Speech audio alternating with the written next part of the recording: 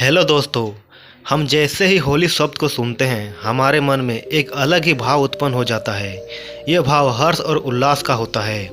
होली बहुत ही चर्चित त्यौहार है। इस त्यौहार को लोग बहुत ही हर्ष उल्लास के साथ मनाते हैं। यह एक ऐसा त्यौहार है जिसमें लोग अपने पुराने दुश्मनी को भी भूल जाते हैं और अपनी ज़िंदगी की एक नए सिरे से शुरुआत करना चाहते हैं। तो दोस्तों, होली को हम सभी आज इस वीडियो के माध्यम से जानेंगे कि आखिरकार यह होली का त्यौहार क्यों मनाया जाता है और इस होली के त्यौहार के पीछे की पौराणिक मान्यता क्या है और क्या अन्य देशों में भी होली का त्यौहार मनाया जाता है। दोस्तों, हर साल फाल्गुन मास के पूर्णिमा के दिन होली मनाई जाती है। इस दिन पूरा देश गुलाल अबीर रंग में सरोवर रहता है। हर कोई एक दूसरे पर प्यार के रंग बरसाते हैं। होली के रंगों को प्रेम का भी प्रतीक माना जाता है। कृष्ण नगरी मथुरा में धूमधाम तरीके से होली पर्व मनाया जाता है।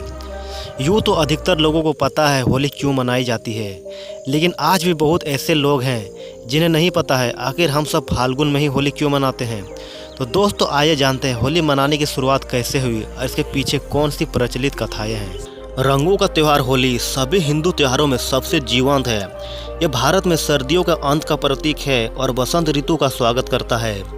इस उत्सव के दिन लोग रंगों से खेलते हैं, मिलते हैं और एक दूसरे को बधाई देते हैं और नई शुरुआत करते हैं। देश में अन्य सभी त्योहारों की तरह होली भी लोकप्रिय कथाओं से जुड़ी हुई है। यह दिलचस्प कहानियां विभिन्न त्योहारों के पीछे के इतिहास को बताती है। पौराणिक कथाओं के अनुसार हिरण्यकश्यप नामक एक शक्तिशाली राजा था। वो एक शैतान था और उसकी क्रूरता के लिए उसे घृणा की जाती थी। वह खुद को भगवान मानता था और चाहता था कि उसके राज में हर कोई उसकी पूजा करे। हालांकि उसका अपना पुत्र प्रहलाद भगवान विष्णु का भक्त था। उसने अपने पिता की पूजा करने से इनकार कर दिया।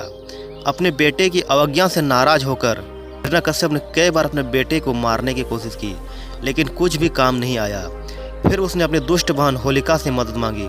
होलिका में अग्नि से प्रतिरक्षित होने की विशेष शक्ति थी, इसीलिए प्रहलाद को मारने के लिए उसने अपने साथ चिता पर बैठने के लिए बहकाया। लेकिन उसके नापाक इरादों के कारण उसकी शक्ति निष्प्रभाव हो गई और वह जलकर राख हो गई। दूसरी ओर प्रहलाद ने ये प्रतिरक्षा प्राप्त की और बच गया।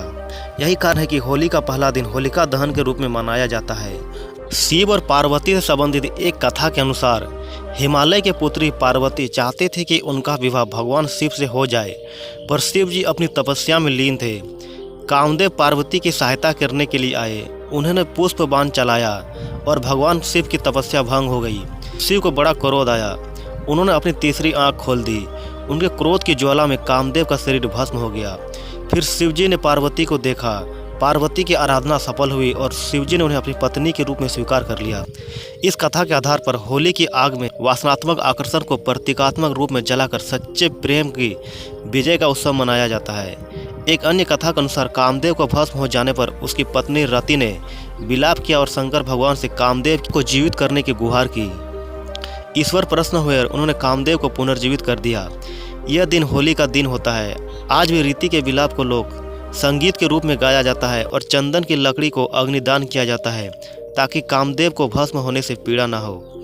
साथ ही बाद में कामदेव को जीवित होने की खुशी में रंगों का त्यौहार मनाया जाता है। होली का त्यौहार राधा कृष्ण के पवित्र प्रेम से भी जुड़ा हुआ है। पौराणिक समय में श्री कृष्ण और राधा की बरसाने की होली के साथ होली की उत्सव की शुरुआत हुई। आज भी बरसाने और नंदगांव की लठमार होली विश्व विख्यात है। दोस्तों, आपको बता दें कि ऑस्ट्रेलिया में भी होली जैसा वाटरमेलन फेस्टिवल होता है। अमेरिका में होली को फेस्टिव ऑफ कलर्स के नाम से जाना जाता है। इंग्लैंड में होली को रोलिंग एंड वैक फेस्टिव के नाम से जाना जाता है। तो दोस्तों, ये था होली से जुड़ी कुछ रोचक कथाएं जिसे सुनकर आपको जरूर अच्छा लगा होगा। तो दोस्तों, मिलते हैं अगले वीडियो में। तब तक के लिए जय हिंद।